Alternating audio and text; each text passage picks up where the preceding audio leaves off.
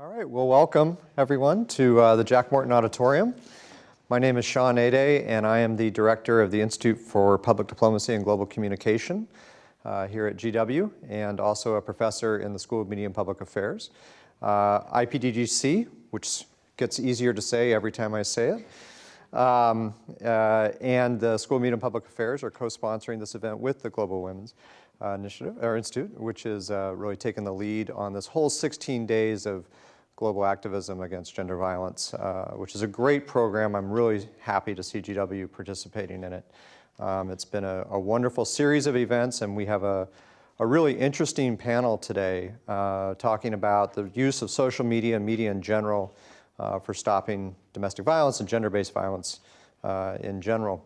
Frank Sesno, who I'll bring up in just a second, who is the director of the School of Media and Public Affairs, was on CNN yesterday, I guess, on Reliable Sources, and they were talking about, on a panel, about the future of CNN.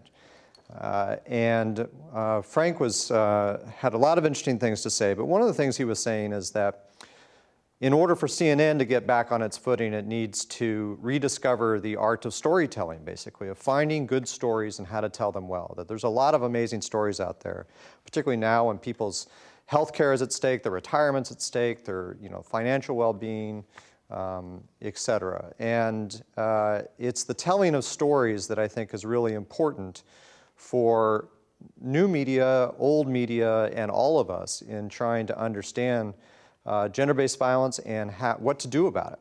And some of the challenges that we'll be talking about today, for instance, are how journalists can tell these stories without engaging in just sensationalism, by finding human sides to those stories, new ways of telling them, making them compelling. But we're also going to talk about how activists and advocacy organizations are using new media, new apps that you'll hear about today if you don't know about them already, to not only make communities safer and make social networks safer, but also the interaction between journalism and some of these organizations and new ways, new technologies. So without further ado, I'd like to bring up Frank Sesno, who's the award-winning reporter from CNN and elsewhere. Got to start with Voice of America, and is now, as I said, the director of the School of Media and Public Affairs, and also is involved in a variety of projects, including Planet Forward, which does a lot of interesting programming and other types of work related to climate change, the climate change issue. And Face the Facts, a really great election year program that we had at the School of Media and Public Affairs that was trying to introduce a new fact every day of the campaign to try and stimulate discussion, really sensible, well thought out discussion, which is not always what we see in media coverage of politics. It was a really great program that we had here, and it's still ongoing. So without further ado, Frank. Thank you, Sean. Let me grab that from you. Thanks. Well, thank you very much, Sean and Mary. Thanks to you. And it is indeed a great privilege and pleasure to be here today, and I'm looking forward to the panel's discussion. As Sean mentioned, I have spent my career in media trying to tell stories, but also traveling all over the world, doing all sorts of stories: war stories, political stories, human stories, economic stories.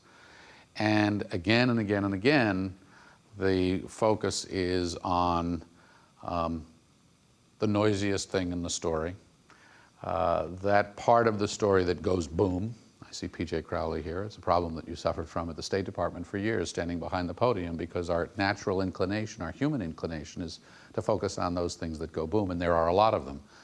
But there are countless numbers of things behind the boom that don't go boom, that are as important as the boom, or that have led to the boom, or are the consequence of the boom.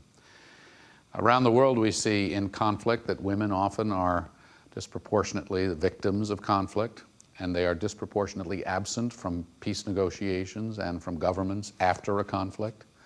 On the streets and in life, and in many parts of the world, women are absent from the equation altogether. So how you tell those stories, and how new technologies are being brought in to tell those stories, and to actively create an environment where there is less violence against women as a result. That's the subject of the conversation here today. I'm so proud that the George Washington University is part of this discussion and now leading the discussion through its new institute. And I know that these 16 days are an opportunity for us to raise the profile of ourselves, of the events, and of the good work that many people are doing. But the point I like to make to our students is that the work starts right here. The work starts in all of our homes and all of our schools long before you get here. But when you get here as a college student, new opportunities, new challenges, new threats, and new obligations present themselves. Happily, we have students who are leaders, many of them athletes, who are now taking a hand in trying to really weigh in on this topic. And I'd like to share with you a video that has been recently produced. I'm not even sure if it's been publicly released yet. A premiere showing. Take a look at this video produced right here at, by, and for the George Washington University community. Listen up, Colonials, because this message is for everyone. 1 in 3 women around the world will experience abuse at some point in her lifetime. And college women are 4 times more likely to experience abuse than the larger population. These statistics are not okay with me. I use my strength to build women up, not to bring them down. I use these hands for swimming, For rowing. for pitching, not for creating violence. If one woman feels unsafe, it weakens us all. Join us as GW Athletics and the Global Women's Institute help build a community that is safe for strong women like me. Like me. Como yo. Takiakia. Like me. A safe environment is a win for everyone. Be a part of the solution, not the problem. Stop violence against women today. Nicely done. And already I think that video in its own way has gone viral and will go viral as people around the world see it. But how terrific to have our student athletes being the first voice among many to weigh in on that topic through that video. I'd like to introduce our first panelist. And what we're going to do today is I'm going to bring panelists up here, and they'll join me one at a time. We'll have an opportunity to speak with them, and then we'll have an opportunity to have the entire panel engage amongst ourselves and then open it up to the audience for questions that we may have out there as well. The first panelist I'd like to introduce to you is Liriel Higa. Liriel is part of the Half the Sky movement. Half the Sky, you may know, as a multimedia, social media initiative to inspire, educate, and activate fans worldwide. Fans about what? For whom, you might ask?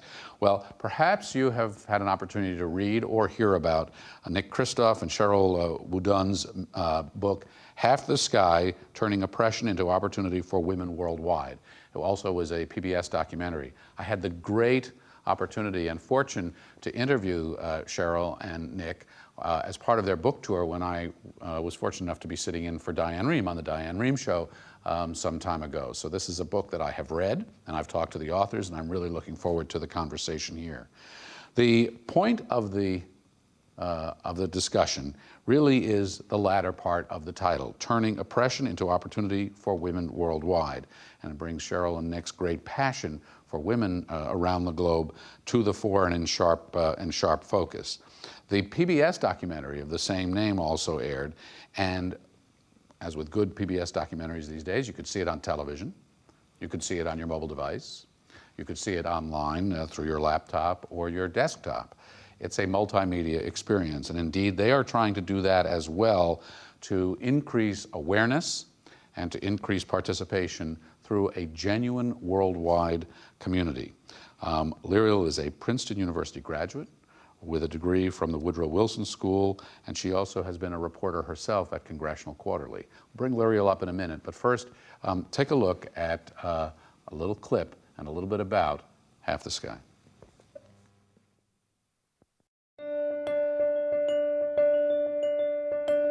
Power and control are the reasons rape happens in the first place.